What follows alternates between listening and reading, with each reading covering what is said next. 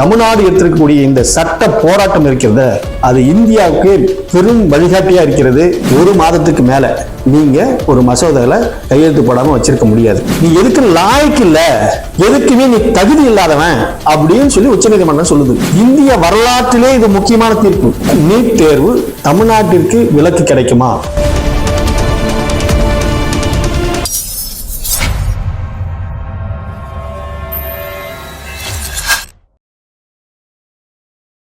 முகவரி நேயர்களுக்கு வணக்கம். நேற்று தமிழக முதலமைச்சருடைய தலைமையில அனைத்து கட்சி கூட்டம் கூட்டப்பட்டுள்ளது.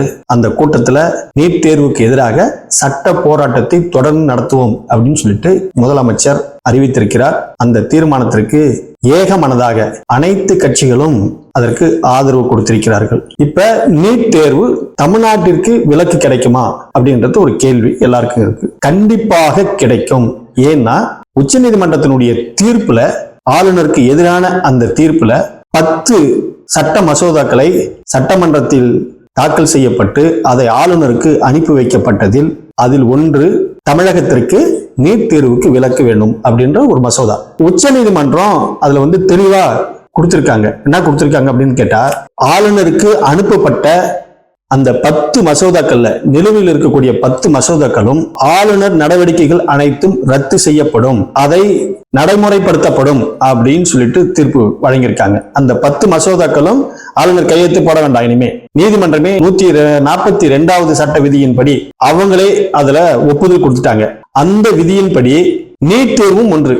அந்த நீட் தேர்வு இங்க தமிழ்நாடு சட்டமன்றத்துல தாக்கல் செய்து அதை ஆளுநருக்கு அனுப்பப்பட்டு 2வது முறையாக ஆளுநருக்கு அனுப்பப்பட்டதை அவர் குடியரசுத் தலைவருக்கு அனுப்பிவிட்டார். அப்படி அது சட்டப்படி தவறு அப்படின்னு சொல்லி உச்சநீதிமன்றம் சொல்லியிருக்கிறது. அந்த அடிப்படையில உடனடியாக தமிழ்நாடு முதலமைச்சர் அவர்கள் அவசரமாக நீட் தேர்வுக்கு எதிரான அந்த அனைத்து கட்சி கூட்டத்தை கூட்டி உடனடியாக இன்றோ அல்லது அடுத்த வாரமோ உச்சநீதிமன்றத்துல ஒரு மனு தாக்கல் செய்ய போறாங்க.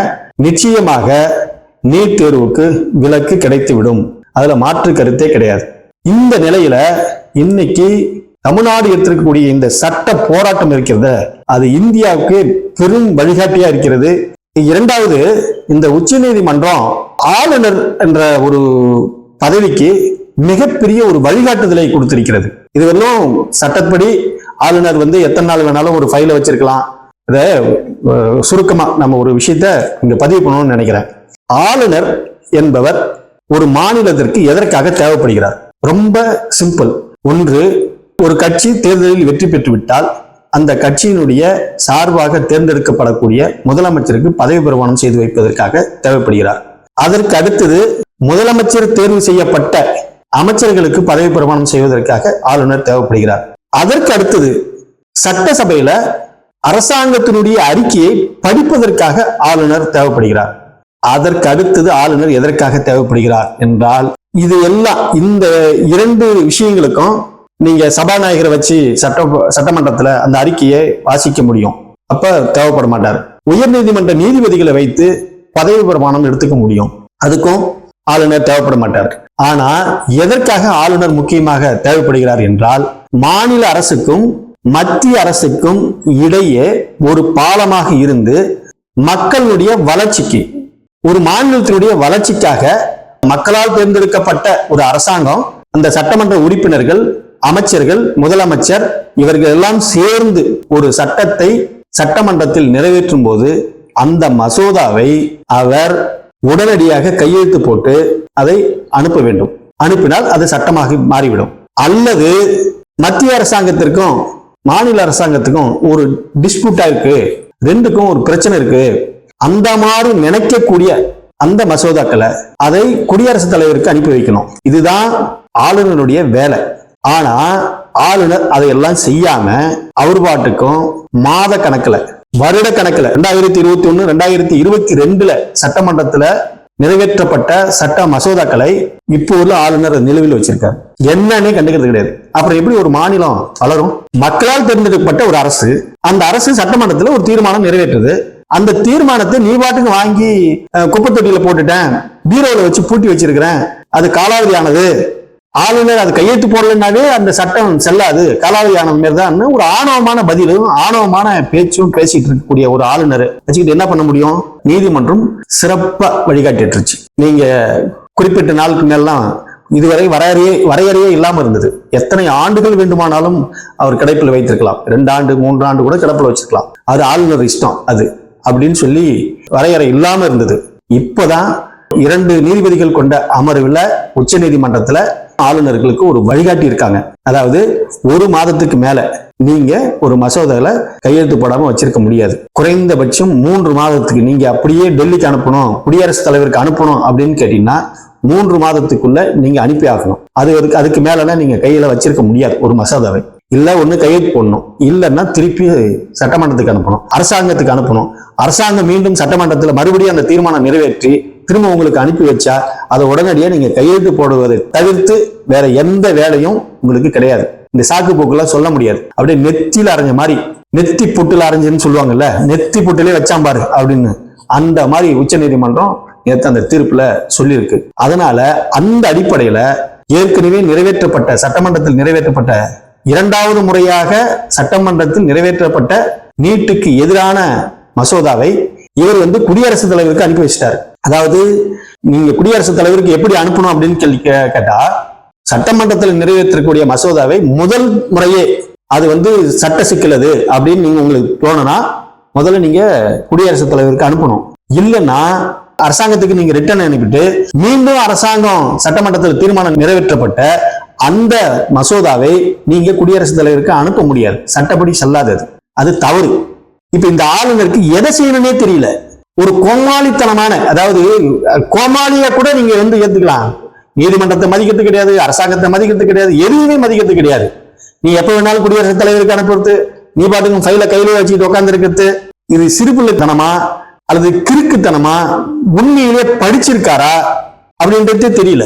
அவரை பத்தி தோண்ட பாத்தீங்க அப்படின்னு சொல்லி கேட்டா, அவர் நடந்துகிட்ட விதங்கள்லாம் பாத்தீங்க அப்படின்னு சொல்லி கேட்டா, ஒரு விவரம் அறியாதவருக்கு கூட இவ்வளவு கேவலமா நடந்துக்க மாட்டாங்க. உச்சநீதிமன்றம் இவ்வளவு கடுமையா உங்களுக்கு சொல்லியிருக்காங்க.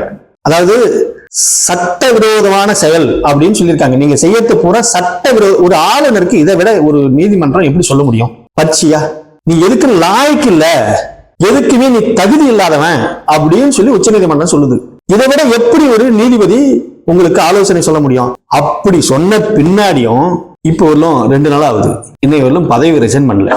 ஒண்ணு மத்திய அரசாங்கம் குடியரசுத் தலைவராவது போதும் பாவம் சர்வீஸ், நீ வா டோட்டலா எல்லாத்துக்கும் கெட்ட பேர் வாங்கி கொடுக்குற அப்படின்னு சொல்லணும். அவங்களும் அதை மாதிரி செய்யல.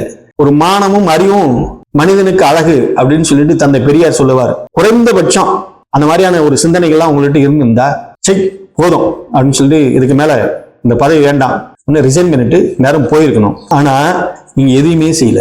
அப்படின்னா என்ன அர்த்தம்? உங்களுக்கு என்னன்னே புரியல. கேவலத்தின் கேவலம் ஒரு ஆளுநர் செயல். அதுதான் முதலமைச்சர் சொல்றாரு, இந்த ஆளுநரும் தொடர்ந்து நீடிக்கணும், அப்படின்னாதான் எங்களுடைய செல்வாக்கு இதுல உயர்ந்துட்டு இருக்கோம். இப்படிப்பட்ட ஒரு ஆளுநர் இருக்கத்தோடுதான் சட்ட போராட்டத்தை நடத்தி இவ்வளவு பெரிய தீர்ப்பு. இந்திய வரலாற்றிலே இது முக்கியமான தீர்ப்பு.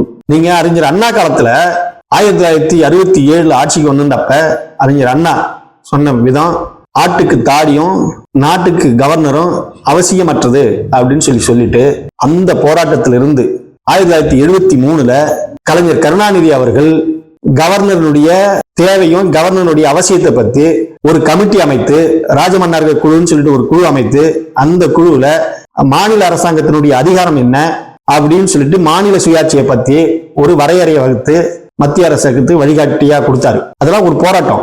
அந்த வரிசையில இன்னைக்கு தமிழ்நாடு முதலமைச்சர் மு.க. ஸ்டாலின் அவர்கள் மிக அற்புதமா முன்னெடுத்து இன்னைக்கு இந்தியாவுக்கே வழிகாட்டக்கூடிய அளவிற்கு இன்னைக்கு ஒரு தீர்ப்பை வாங்கி கொடுத்திருக்காரு. இது சாதாரணமான இல்ல, இந்திய வரலாற்றுல மிக முக்கியமான தீர்ப்பு.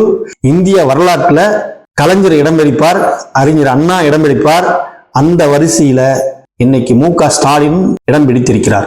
அந்த வரிசையில நீட் தேர்வுக்கும் அவசரமா அனைத்து கட்சி கூட்டத்தை கூட்டி ஒரு தீர்மானத்தை நிறைவேற்றிருக்காங்க. சட்ட போராட்டம் நடத்துவோம் அப்படின்னு சொல்லிட்டு நீட் தேர்வுக்கும் விலக்கு கிடைக்கும். தமிழ்நாட்டினுடைய இளைஞர்கள், மாணவர்கள், அதாவது ஒரு மருத்துவருக்கு படிக்கிறதுக்கு கூடிய அந்த வேகத்தில் இருக்கக்கூடிய அந்த மாணவர்களுக்கு நிச்சயமாக தமிழ்நாடு அரசு, தமிழ்நாடு முதலமைச்சர் ஒரு நல்ல தீர்வை பெற்றுக் கொடுப்பார். மாற்று கருத்தே இல்லை. நன்றி, வணக்கம்.